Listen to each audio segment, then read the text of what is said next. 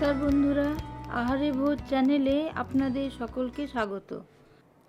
আজকে আমি বানাবো দুধ পুলি। তার জন্য কি লাগবে একটু দেখে নেওয়া যাক।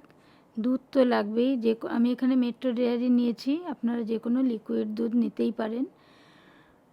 যে যতটা পরিমাণ বানাবেন সেই অনুযায়ী দুধ নিতে হবে। আর লাগছে অল্প গাওয়া ঘি, খেজুর গুড়, চাল গুঁড়ি তো লাগবেই, আমি এখানে সেদ্ধ চালের গুঁড়ি ব্যবহার করেছি।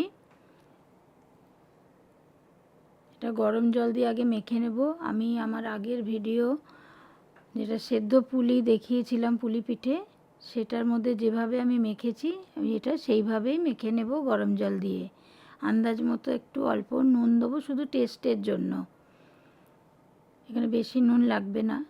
আমি গরম জল বসিয়েছি, গরম জল দিয়ে জলটা বেশ ভালো মতো ফুটে যাবে, হাতা দিয়ে মেখে নিতে হবে। আমি আগের পদ্ধতিতেই মেখেছি, তবু আমি এটা আবার করে দেখিয়ে দিলাম। আমার পুরনো ভিডিওতে এটা দেখানো আছে। আমি এখানে একটা নারকেলের পুর তৈরি করার জন্য নারকেলের ছাই বানিয়ে নেব খেজুর গুড় দিয়ে। সেটাও আমি আগে পাটিসাপটার সময় দেখিয়েছি, তাও আমি আর একবার দেখিয়ে দেব।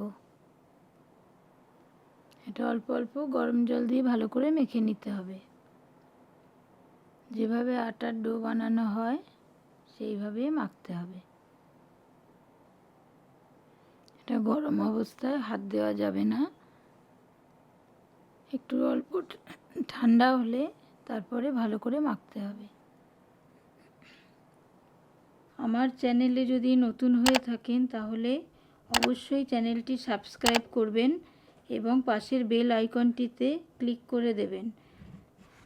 তাহলে আমার পরবর্তী ভিডিও এলে আপনারা নোটিফিকেশান সাথে সাথে পেয়ে যাবেন। মোটামুটি মাখা হয়ে এসছে, এবার আমি পুরটা বানিয়ে নেব। নারকেল কুড়িয়ে নিয়েছিলাম, এখানে একটা নারকেল আছে, তার সঙ্গে আন্দাজ মতো খেজুর গুড় দিয়েছি। এটা আমি আগের ভিডিওয়ে দেখিয়েছিলাম। একই পদ্ধতিতেই আমাকে এই ছাইটা বানাতে হবে। এটা আমি পুলিগুলোর ভিতরে পুর হিসাবে ব্যবহার করব। আমার পুরটা তৈরি হয়ে গেছে। এটা বেশি কড়া পাক হবে না, একটু নরম থাকবে। এতে ইচ্ছা করলে ছোটো এলাচ গুঁড়ো করে দেওয়া যেতে পারে, আবার দুধের মধ্যেও দেওয়া যেতে পারে। আমি এবার এই ডো থেকে ছোট ছোট লাচি করে এরকম ছোট ছোট বাটি বানাবো। এর ভিতরে ছোট ছোট অল্প অল্প করে নারকেলের পুর দেব। যেভাবে আমরা সেদ্ধ পুলি তৈরি করেছি একইভাবে হবে, খালি এর সাইজটা একটু ছোট হবে। এগুলো আমি ঘিয়ে ভাজবো, বেশি বড় বড় করা যাবে না। দুধ পুলি একটু ছোট ছোটই দেখতে ভালো লাগে। এইভাবে সব পুলিগুলো বানিয়ে নেব। আমি সব পুলি বানিয়ে নিয়েছি। এবার আমি একটা কড়াতে, বড় কড়ায় দুধটা গরম করে নেব।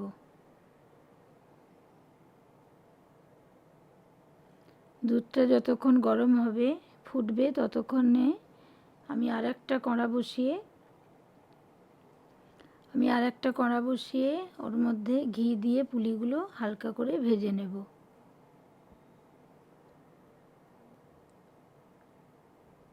আমি এখানে আরেকটা কড়া বসিয়েছি, অল্প গাওয়া ঘি দেব। এখানে মোটামুটি 100 গ্রাম মতো গাওয়া ঘি আমি দেব।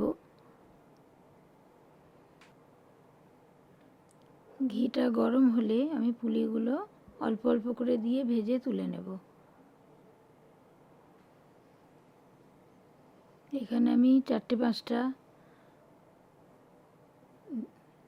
দিয়ে অল্প অল্প করে ভেজে নিতে হবে, কেন ভেঙে যেতে পারে। খুব হালকা ভাজা হবে, কড়া হবে না, তাহলে পিঠেগুলো শক্ত হয়ে যাবে। আর যদি না ভেজে নেওয়া হয় তাহলে দুধের মধ্যে সেদ্ধ হতে গিয়ে অনেকগুলো পুলি নষ্ট হবে, ভেঙে যায়। একটু হালকা ভেজে নিলে আর ভাঙে না। এইভাবে হালকা করে ভেজে তুলে নিতে হবে। আমি এরকমভাবে সমস্ত পিঠেগুলো ভেজে তুলে নেব।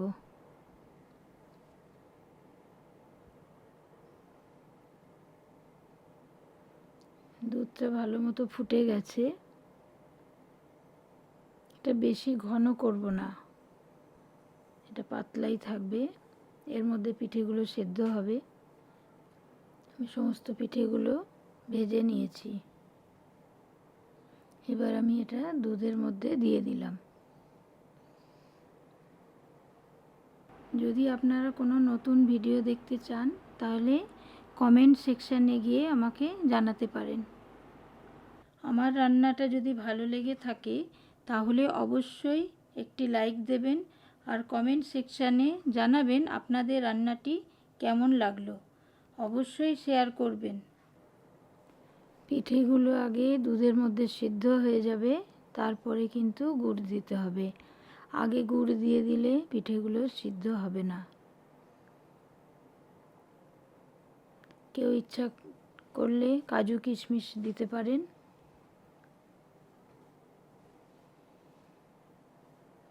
অনেকে এর মধ্যে গোবিন্দভোগ চাল দিয়ে একবারে পায়েস করেন, আমরা সেটা করি না।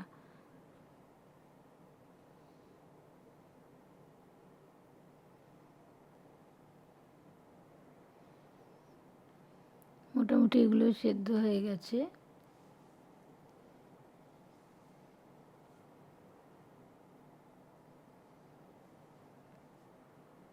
এবার গুড় দিলাম। এটা আন্দাজ মতোই দিতে হবে, কেন যে যেরকম মিষ্টি খাবেন পছন্দ করেন সেরকম। তবে খুব বিশেষ মিষ্টি আমরা বেশি দিই না, আমরা পরিমাণ মতোই মিষ্টি দিই।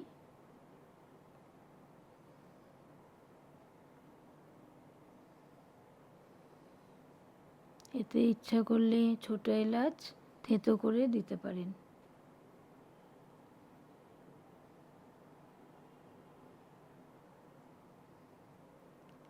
কাজু কিশমিশ দিলাম, তা আপনাদের ইচ্ছা না হলে নাও দিতে পারেন।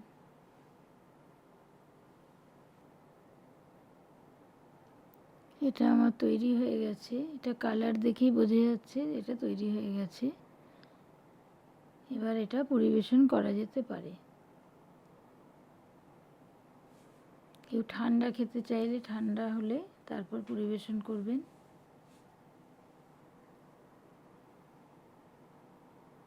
আমার দুধ পুলি তৈরি হয়ে গেছে। আমার রান্নাটি অবশ্যই সবাই রান্না করে খেয়ে দেখবেন। আবার দেখা হবে পরের ভিডিওয়। ভালো থাকবেন সবাই।